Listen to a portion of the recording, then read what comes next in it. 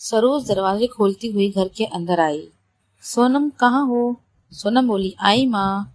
अरे सोनम, तेरे भाई अमन का रिश्ता पक्का हो गया है। सोनम बोली, सच में? माँ, मैंने कहा था आप भैया के लिए जो भी रिश्ता देखने जाओगी देखना तय हो जाएगा। हमारा भाई है ही ऐसा। सोनम भाई की शादी को लेकर बहुत उत्साहित थी।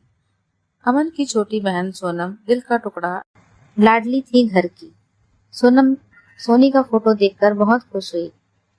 क्यों भैया, पसंद आ गई मेरी भाभी?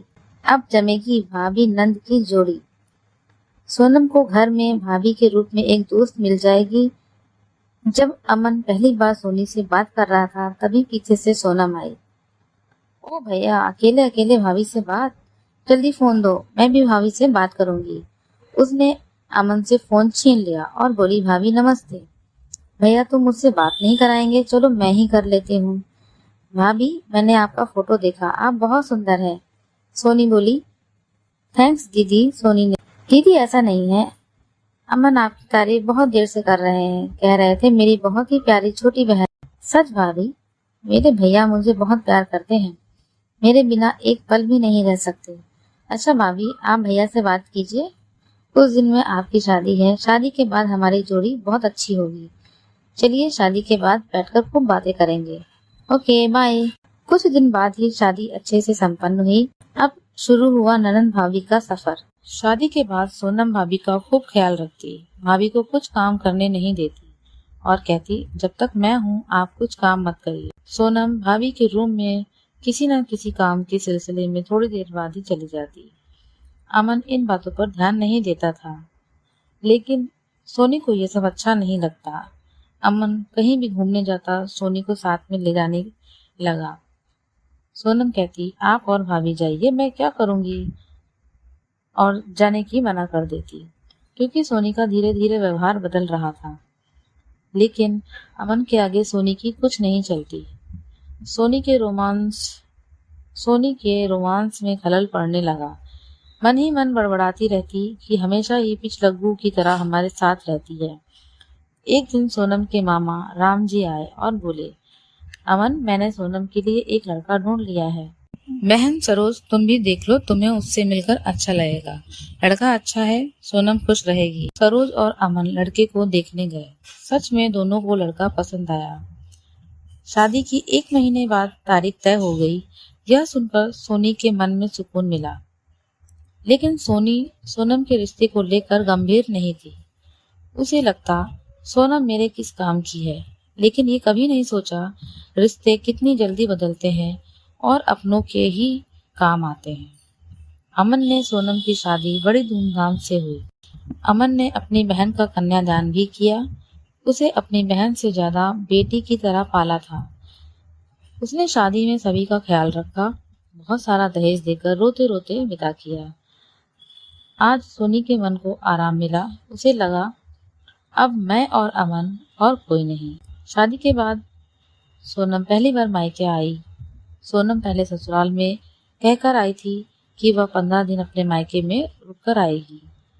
अमन को अपने बिजनेस के काम से बाहर जाना था। अमन ने सोनी से कहा, सोनम आ रही है, मुझे बाहर जाना है, 1 हफ्ते के लिए उसे कोई काम मत करने देना। सोनी ने तुरंत जवाब दिया, दीदी 15 दिन के लिए आ रही हैं, वह माँ के पास रुक जाएंगी, फिर हमारा माँ के कारण कहीं बाहर आना जाना नहीं हो पाता, मैं भी साथ चलती हूँ। अमन बोला, सोनम को यह सब अच्छा नहीं लगेगा। सोनी बोली, मैं दीदी से बात कर लूंगी। जैसे ही सोनम घर आई, कुछ ही देर बाद बातों बातों में कह दिया, मैं भी अमन के साथ चली जाती हूँ, थोड़े दिन में वापस लौट आएंगे। सोनम भावुक होकर बोली, भाभी आप भैया के साथ हो आइए, मैं माँ का ध्यान रख लूंगी। सोनम ने सोनी को अमन के साथ भेज दिया। 1 हफ्ता बीत गया। सोनम माँ के साथ रही, उनकी सेवा की, अपनी हर बातें एक दूसरे के साथ कही, जिससे दोनों का मन हल्का हो गया। हर माँ बेटी का रिश्ता यही है। सोनम हमेशा सोनी के साथ दिन भर काम में लगी रहती। सोनी कभी भी काम के लिए मना नहीं करती। वह माँ के पास थक कर सो जाती। सरोज जी की तबीयत अचानक खराब हो गई। सोनम ने अमन से कहा, भैया मैं अभी माँ के साथ रहूंगी। जब तक माँ ठीक नहीं हो जाएगी। अमन बोला, बहन तेरा ही घर है, तेरी जब तक मर्जी हो यहीं रह। 15 दिन से ज्यादा हो गए सोनम को रहते रहते। सोनी ने एक दिन कह ही दिया, दीदी आप जीजा जी के बिना कैसे रहती हैं? जीजा जी घर को कैसे मैनेज करते होंगे? आपको उनके पास चले जाना चाहिए। सोनम को ये बात अच्छी नहीं लगी, लेकिन सरोज और सोनम ने अपने चेहरे के भाव को छुपा लिया। सोनम को अंदर से महसूस हो रहा था कि अब ये घर मेरा नहीं है।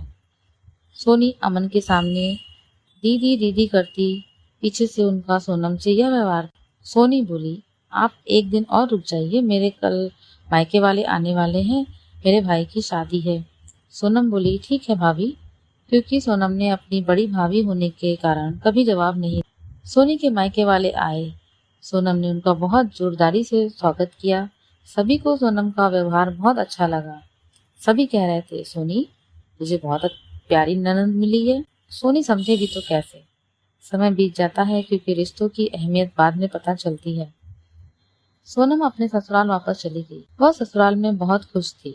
सरोज और अमन सोनम की घर आने की कहते, सोनम कुछ न कुछ बहाना बनाकर टाल देती। सोनम ने भाभी के रूप में जो सपने पाल रखे थे वह कुछ काम नहीं आए। उसने सोचा उसे भाभी के रूप में एक बड़ी बहन मिलेगी जिससे मैं अपनी हर बात शेयर करूंगी, लेकिन ऐसा कहाँ हो पाया। ऐसा लग रहा था भाभी पहले से ज्यादा पराई लगने लगी। सोनम 2 साल तक मायके नहीं आई। इसी दौरान सोनी अपने भाई की शादी में 15 दिन रहकर आई और खूब मस्ती की, लेकिन जब वह बाद में 2 बार मायके गई तो अब वह बहुत शांत थी, क्योंकि जो व्यवहार उसने सोनम के साथ किया, सोनी की भाभी ने उससे ज्यादा बुरा व्यवहार सोनी से किया। सोनी ने एक दिन अमन से कहा, अमन मेरी भाभी का कुछ अजीब सा व्यवहार हो रहा है। मैं मायके जाती हूँ तो खुश होने के बजाय गुस्सा हो जाती है। अमन बोला, समय के साथ रिश्ते बदलने लगते हैं। सोनी एक बात कहूँ, सोनम के साथ तुम ऐसा मत करना, वो बहुत ही अच्छी है और अब वह एक बच्चे की माँ भी है, उसका दिल बहुत साफ है। कहकर अमन बाहर चला गया। सोनी को अचानक सोनम की याद आई। उसने सोनम को फोन किया, दीदी नमस्ते, आप कैसे हो? सोनम बोली, मैं ठीक हूँ, आप कैसी हो भाभी? सोनी बोली, दीदी मुझे आपकी बहुत याद आ रही थी, आप कब आओगी? मिलने का बहुत मन कर रहा है। सोनम बोली, भाभी आपके जीजा जी को थोड़ा काम है, आराध्या भी बहुत छोटी है, टाइम नहीं मिल पाता, प्रोग्राम बनाती हूँ आने का। बात करके दोनों ने फोन रख दिया। सोनम ने एक पल के लिए सोचा, भाभी को इतने दिन बाद मेरी याद कैसे आई? भैया और माँ का फोन तो हमेशा आता रहता है, भैया से हमेशा झूठ बोलती हूँ। भाभी से बात हो गई।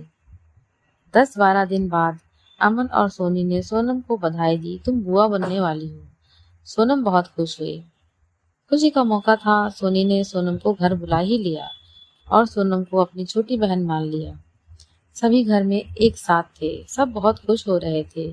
किचन में सोनम और सोनी काम कर रहे थे। सोनम की बेटी आराध्या सोनम के पीछे पीछे किचन में आ गई। किचन में फ्रिज के पीछे आराध्या छुपने जा रही थी।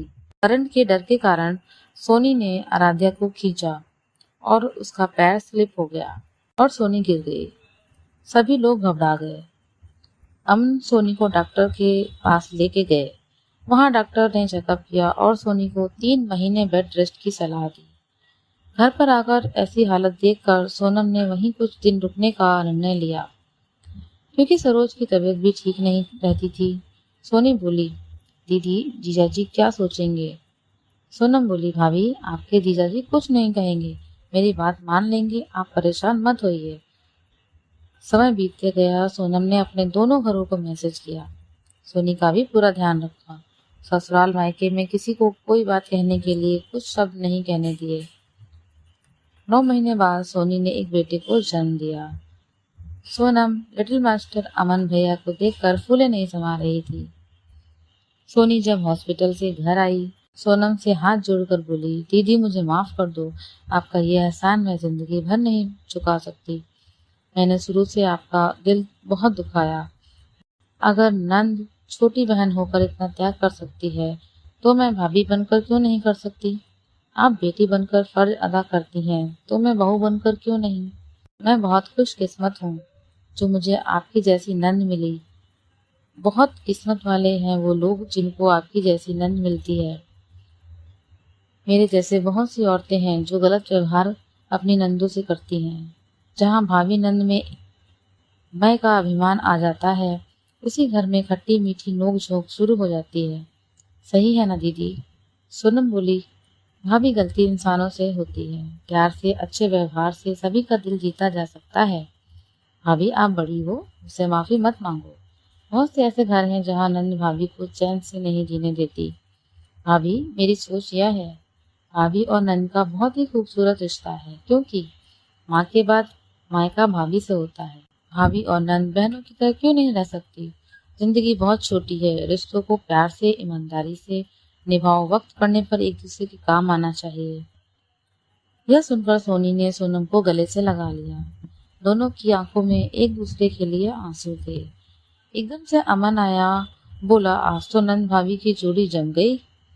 सोनम तुम्हारी बात सच हो गई, ऐसा प्यार बड़े दिन बाद देखा है मैंने। अमन ने दोनों को गले से लगा लिया। अमन सारी बातें जानते हुए भी अनजान था। उसने अपनी माँ से कह दिया था, जिस दिन दोनों को ज्यादातर सोनी को रिश्तों की वैल्यू समझ आएगी, उसी दिन सारी तकरार दूर हो जाएगी। सखियों, हमें रिश्तों का महत्व समझना चाहिए। हम औरतें ये नहीं सोचती कि आज हम भाभी हैं तो किसी की ननद बनना है और नंद है तो किसी की भाभी बनना है।